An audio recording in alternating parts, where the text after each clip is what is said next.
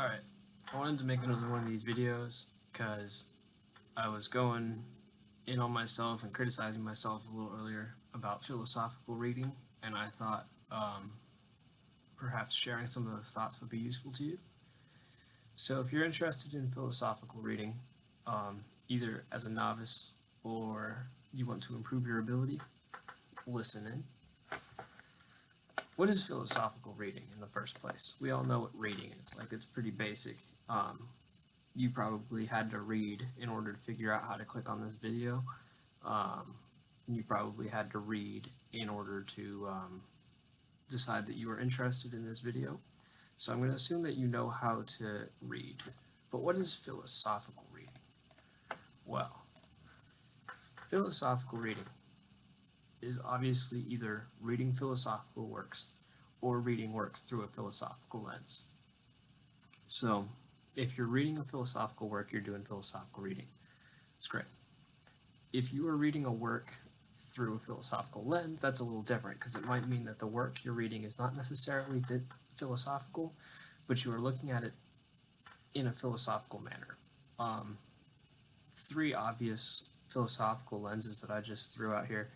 One is the critical lens, another is the contextual lens, and then the third is the syntopical lens. So the critical lens, basically what you're doing is you're going to take a work and you're going to reduce it to its elements, understand how it fits together, see what you do and do not agree with or support, see what does and does not work. The second one is contextual, being able to place a work into a certain category, so to speak. And the third is syntopical, which is taking a work and using it in order to synthesize something original, basically. Alright, so how do you actually do it? Well, it's very simple to do philosophical reading. You read once, but you can't stop there. That was my main critique against myself, is that I would just read things once. So, for my philosophy classes, I'll have a work, and I'll read the work once, and I'll go answer some questions, and then, if they're just discussion questions, then usually I'm able to squeak through, but if I'm going to have to write an actual essay on these issues, then reading once is nowhere near enough. So you have to read twice, you have to read thrice, and then if it's good, you'll probably read it several times throughout the rest of your life. At least that's what I'm doing. So that's basically all you got to do. You got to read it a whole bunch. The question is, why do you do it? Because you're reading it all these times, and you're reading it in a specific way, but what's the point, really? Well, the first one is just to get content. You read philosophically because you need to have things to think about. You gotta have some ideas, and you gotta be thinking about them. The second one is understanding, which is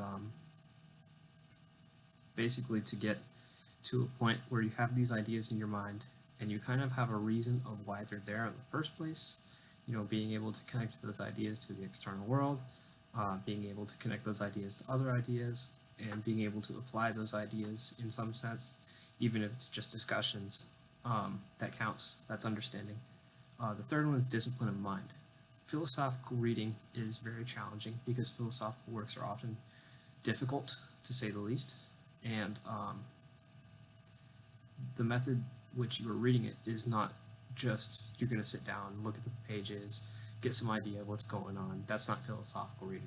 Philosophical reading is about viewing something through that philosophical lens, and usually the things that you're reading are challenging to begin with, so that's like a double whammy right there. That's great for your discipline of mind. You're going to learn how to focus on something that is difficult. You're going to learn how to use your mind in such a way that you are focused and organized and conscientious, and you'll be able to apply that to other domains as well. So even if you're not directly applying those philosophical works to anything else in your life, just by reading them, you're going to increase your discipline of mind and increase your efficacy in other domains of your life. The third one is writing. I missed a G, but it's writing. If you want to apply those philosophical works, or you want to really externalize any of your thinking, then writing is going to be essential.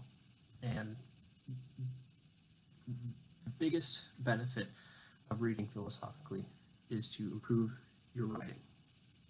And the reason that you're improving your writing by reading philosophically is because you're learning to track those arguments, you're learning to place things in context, and you're learning what it looks like to synthesize information, what it looks like to understand, and what it looks like to explain.